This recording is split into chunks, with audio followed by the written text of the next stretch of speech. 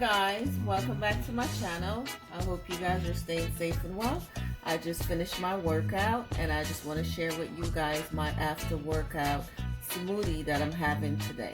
So today I have some frozen strawberries, some overly ripe mango. I removed the flesh from the seed, and I have kiwi, and I'm going to add some chia seeds and just some water.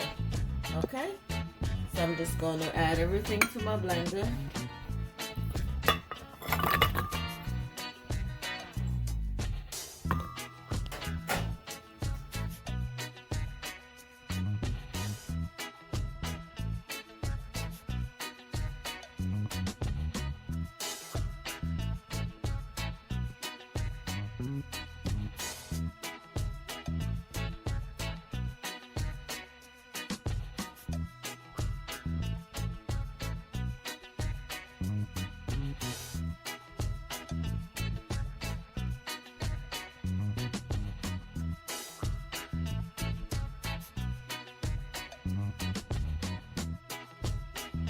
Okay guys, it's all completed.